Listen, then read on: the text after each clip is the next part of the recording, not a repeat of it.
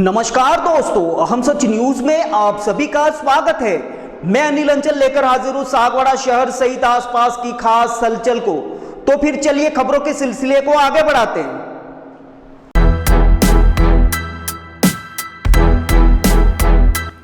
बांसवाड़ा जिले के गनोड़ा कस्बे के सीनियर सेकेंडरी स्कूल मैदान में चल रही राम कथा के आज तीसरे दिन श्रद्धालुओं का जन ज्वार उमड़ पड़ा। वागड़ ही नहीं बल्कि प्रदेश के ख्यातनाम कथावाचक और सामाजिक समरसता के प्रणेता कमलेश भाई शास्त्री की कथा में गनोड़ा कस्बे सहित परिक्षेत्र के बड़ी संख्या में श्रद्धालु कथा सुनने आ रहे हैं। गनोड़ा में आयोजित कथा के दौरान प्रतिदिन रात्रि को भी विविध प्रकार के कार्यक्रमों का आयोजन हो रहा है, जिसमें लोग उत्साह और उमंग के साथ भाग ले रहे हैं। ऐसे में आइए आपको दिखाते हैं राम कथा की दिलचस्प झलकियां। ब्यूरो रिपोर्ट अनिल अंचल, अहम सच न्यूज, गनोड़ा, बांसवाड़ा। सनातनी धर्म को जागृत करने के लिए 25 दिसंबर से 2 जनवरी 2026 तक 9 दिवसीय राम कथा का आयोजन किया गया। उसके में आपको चैनल की तरफ से, अपने राम कथा आयोजन की समिति की तरफ से मैं आपका हार्दिक स्वागत एवं अभिनंदन करता हूं। हमारा यह लक्ष्य एक ही है कि जो बिगड़े हुए हैं, जो रास्ते को भटक रहे हैं और इधर उधर जो जा रहे हैं, इस राम कथा के माध्यम से हम उनको एक ही जाजम पर बैठाने की कोशिश कर रहे हैं और सामाजिक समरसता के रूप में हम कार्य कर रहे हैं और आगे भी इस प्रकार का कार्य हम करते रहेंगे। आपको बहुत बहुत साधुवाद, धन्यवाद कि आपके माध्यम से हमारी ये विशाल और भव्य राम कथा का आयोजन जन जन तक पहुंच रहा है। हमारा उद्देश्य है कि समस्त जो सभी जातियों के लोग यहाँ पर रहते हैं, तो जैसा कि यहाँ स्लोगन लिखा हुआ है, जात पात की करो विदाई और वागड़वासी भाई भाई, तो हम सभी भाई भाई हैं। ये समरसता का संदेश देने के लिए कथा का आयोजन किया गया है और इसमें 25 तारीख को विशाल गंगा कलश यात्रा से इसका प्रारंभ हुआ था और आज कल भक्तों की भजन संध्या थी, स्थानीय भक्तों की। आज विराट कवि सम्मेलन है अखिल भारतीय स्तर का और आने वाली 30 तारीख को सुंदरकांड पारायण का कार्यक्रम है और मतलब रात्रि कार्यक्रमों में, और दिन में 11 बजे से 3 बजे तक भव्य राम कथा है। दिनांक 1/1/2026 को विशाल भजन संध्या है, जिसमें बाहर से भगवत सिंह जी सुतार जो है, भगवत जी सुतार, वे कलाकार आ रहे हैं और अपार जन समूह दिनों दिन बढ़ता जा रहा है और अच्छा रेस्पॉन्स हम कमेटी को मिल रहा है।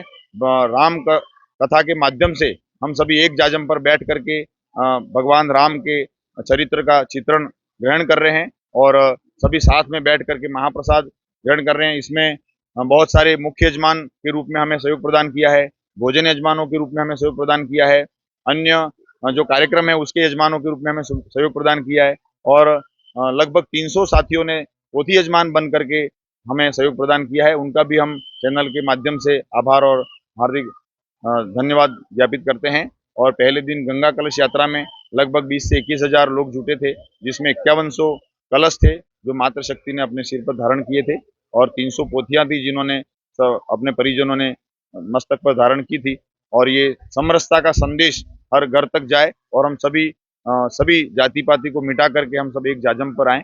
इस उद्देश्य से राम जी का जो चरित्र था, जैसा आदर्श था, उसी आदर्श को हम सभी ग्रहण करें, इसी उद्देश्य से कथा का आयोजन किया जा रहा है।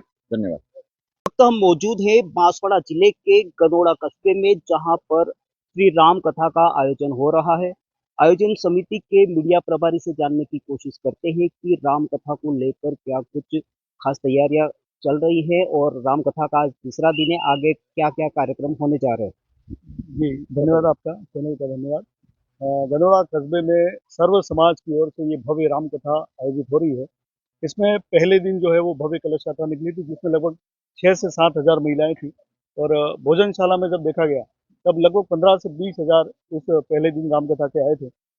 सर्व समाज पिछले 1 साल से इसकी तैयारियों में जुटा हुआ है। जब कमलेश भाई शास्त्री गणेश मंदिर के कार्यक्रम में पधारे थे, तब गांव के सर्व समाज के लोगों ने उन्हें आग्रह किया कि एक राम कथा आपके मुखारबिंद से गनौरा में हो जाए तो बहुत अच्छा रहेगा। इसके बाद शास्त्री जी ने हमें समय दिया दिसंबर का। हमने तैयारियां की, पिछले 1 साल से पूरा गांव, सर्व समाज, युवा, बुजुर्ग सब लगे हुए हैं। 9 दिन तक ये कथा चलेगी। उसमें 11 से 3 बजे तक तो कथा का समय रहेगा। उसके पश्चात रोजाना शाम के समय, जैसे एक दिन होगी वो जो भक्त हैं भजन मंडली यहाँ के स्थानीय, उनके द्वारा भजन गाए गए। उसके बाद आज जैसे शाम को अखिल भारतीय विराट कवि सम्मेलन का भी आयोजन है, जिसमें देश के ख्याति नाम कवि पधारेंगे, अपनी काव्य पाठ करेंगे। इसके अलावा भरत सुतार की भजन संध्या 1 जनवरी को होनी है। अलग अलग कार्यक्रम होने हैं, सुंदरकांड का पाठ भी होना है।